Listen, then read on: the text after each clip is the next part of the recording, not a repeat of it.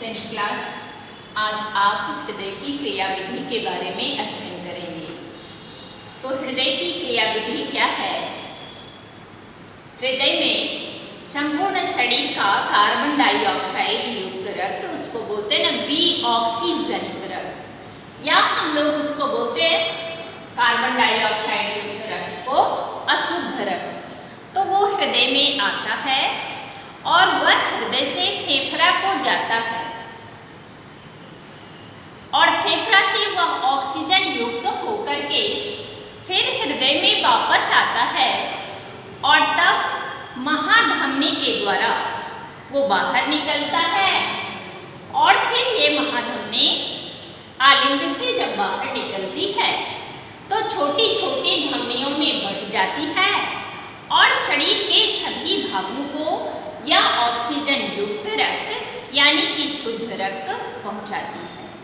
तो यहाँ दो चीज हुआ, एक आया धमनी और एक आया सिरा, क्योंकि हमने कहा कि संपूर्ण शरीर का अशुद्ध रक्त यानी डीऑक्सीजनित रक्त जो है वह शरीर के सभी भागों से आता है हृदय में।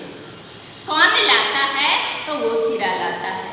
तो सिरा का काम है अशुद्ध रक्त को हृदय में लाना और धमनी का काम है शुद्ध रक्त को हृदय से शरीर के विभिन्न भागों को पहुंचाना।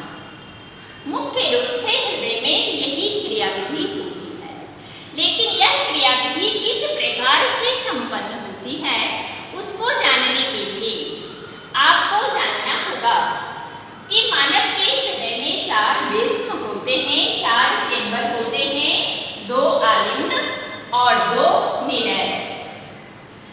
तो जब रक्त इसमें आ जाता है, हमने यहाँ लिखा है संकुचन।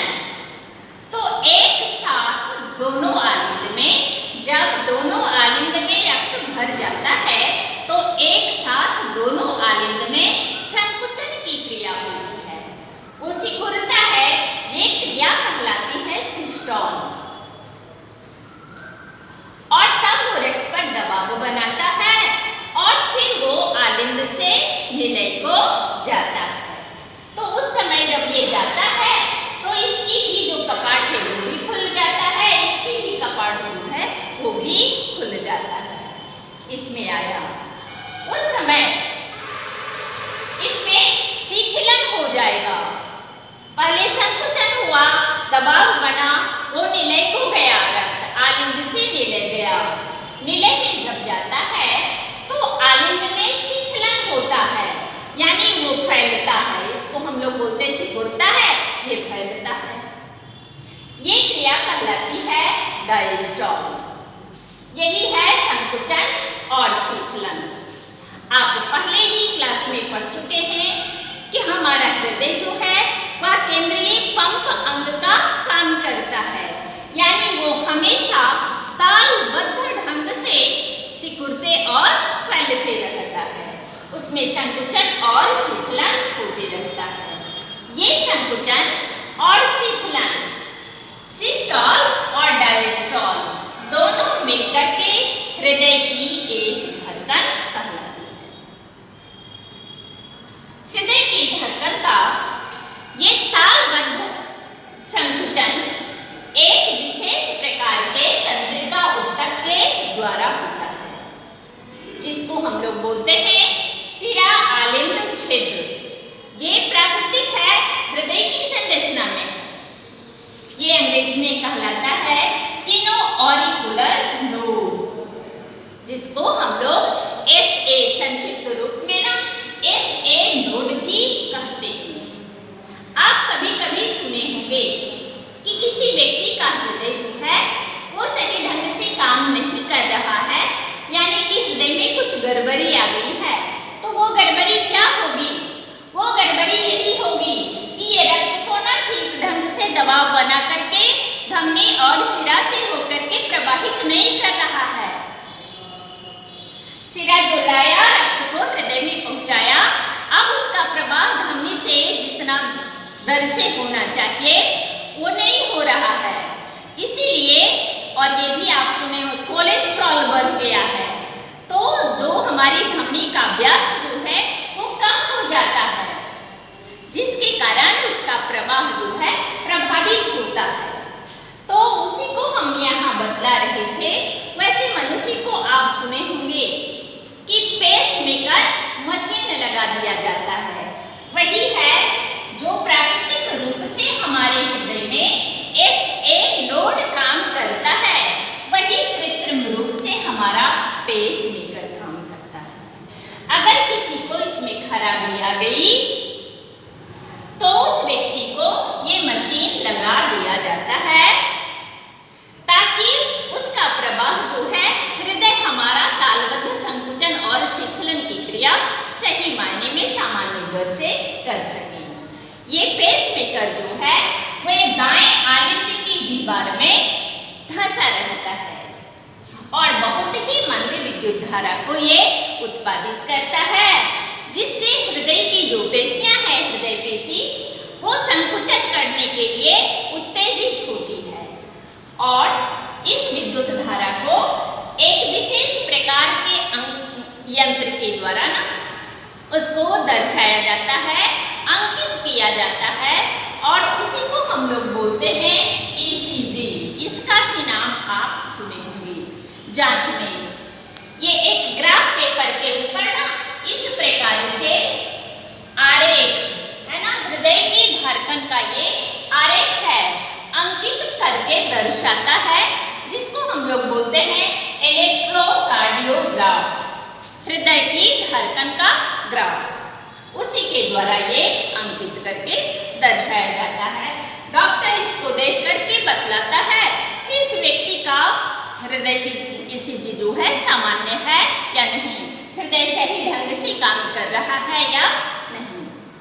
और उसी चीज को अब आप इधर देख लें, ये किस प्रकार से कार्य करता है। तो ये हमारा हुआ दायां आलिंद। तो दायां आलिंद में दो अग्र महाशिरा, एक पश्च महाशिरा, ये ला करके पहुंचाता है अशुद्ध रक्त को। शिरा का काम है अशुद्ध रक्त को। तो ये कार्बन डाइऑक्साइड हमने लिख दिया है डीऑक्सीजनित रक्त, यानी कार्बन डाइऑक्साइड युक्त रक्त इसमें आया। और उसी समय ये फेफड़ा से आता है, तो फफुस शिरा और फफुस धमनी जो है ये अपवाद है, ये शिरा और धमनी के विपरीत काम करता है। शिरा का काम है अशुद्ध रक्त को लाना, लेकिन फफुस शिरा जो है वह ऑक्सीजन युक्त रक्त यानी शुद्ध रक्त को लाता है। कहाँ? बाएं आलिंद में, हृदय के बाएं आलिंद में। उसी तरह फफुस धमनी भी उसके विपरीत काम करता है, वह कार्बन डाइऑक्साइड युक्त रक्त को ले जाता है। तो ये दोनों अपवाद है। इसको अंग्रेजी में बोलते हैं ना पल्मोनरी, पल्मोनरी वेन। जब दोनों आलिंद में रक्त भर जाता है तो एक साथ इसमें संकुचन होता है और उस समय इसमें शीतलन होता है। तो ये कपाट खुल जाता है और ये कपाट खुला, त्रिदलीय कपाट खुला और ये कार्बन डाइऑक्साइड युक्त रक्त जो है दाहिने आलिंद से दाएं निलय में चला आता है। उसी प्रकार से ये बाएं आलिंद से ऑक्सीजन युक्त रक्त जो है बाएं निलय में चला आता है। अब फिर जब ये दोनों रक्त से भर गया तो इसमें शीतलन हो गया। अब इसमें संकुचन होगा तो इसमें शीतलन होगा। ये तालबद्ध है, ये बारी बारी से क्रिया होती है, संकुचन और शीतलन की क्रिया। अब इधर से रक्त निकल करके इसमें नहीं जाएगा, ये कितना भी दबाव बनाएगा, लेकिन ये कपाट तो बंद हो गया। अब ये कपाट खुलेगा नहीं, इसलिए यह कार्बन डाइऑक्साइड युक्त रक्त जो है यह हमारा जाएगा फफुस धमनी के द्वारा। यही है हमारा फफुस धमनी। उसके द्वारा ये इस प्रकार से देख लो, फफुस धमनी के द्वारा होता हुआ, इससे होता हुआ चला जाएगा फेफड़ा को, ऑक्सीजन युक्त होने के लिए, और फिर वो ऑक्सीजन युक्त होने के लिए चला गया। ये जो ऑक्सीजन युक्त रक्त इससे जो इसमें आया, अब इससे फिर इसमें वापस नहीं जाएगा आलिंद में, तो ये निकलता किससे है? ये महाधमनी चाप के द्वारा बाहर निकलता है, और बाहर निकल करके धमनी के द्वारा शरीर के विभिन्न भागों को चला जाता है। फिर ये जो गया कार्बन डाइऑक्साइड युक्त रक्त जो गया फेफड़ा को, वह ऑक्सीजन युक्त होकर फिर फफूस शिरा के द्वारा इसी में आता है, बाएं आलिंद में आता है। देखो रक्त 2 बार आया ना, इसीलिए मानव के रक्त परिवहन को ना द्विगुण रक्त परिवहन कहते हैं। यही क्रिया लगातार बार बार दोहराई जाती है, और परिसंचरण यही है, इसीलिए इसको कहा गया है परिसंचरण, यानी बार बार यही क्रिया होगी।